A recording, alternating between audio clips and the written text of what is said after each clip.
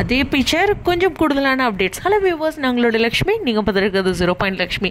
அவங்க 2 பேர்த்தையும் மட்டும் அந்த கொடைக்கானல் இமேஜில் பார்க்கும்போது மனசு கொஞ்சம் சந்தோஷம் அடைஞ்சது. பட் ஆனால் ஒரே ஹானஸ்டான விஷயம் என்னென்னா, எஸ், காவேரி வீட்டில், அதாவது மகாநதியோட அந்த வீட்டில் தான் எல்லாருமே இருக்காங்க. கொடைக்கானல் வீட்டில் அந்த இடத்துல தான் காவேரி உட்காந்துருக்காங்க. வீட்டு வெளிப்பகுதியில் தான் ஃபோட்டோ எடுத்திருக்காங்க.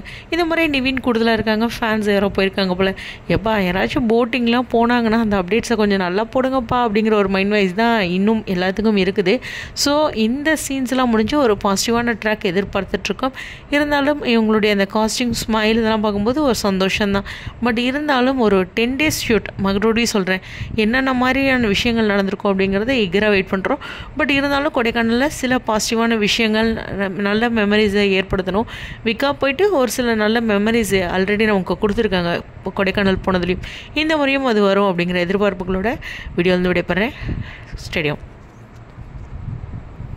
என்ன இந்த அப்டேட்ஸில் கொடைக்கானல்லேருந்து ஷூட்டிங் ஸ்பாட் அப்டேட்னாலும் விஜய் பின்னாடி காவேரி இருக்காங்க பாருங்கள், நான் பார்த்துட்டேன் அப்படிங்கிறது தான் கமெண்ட்ஸில் பெரும்பாலும் இருந்துகிட்ருக்கு. உங்களுடைய கருத்துக்கா? ஸ்டேடியம்.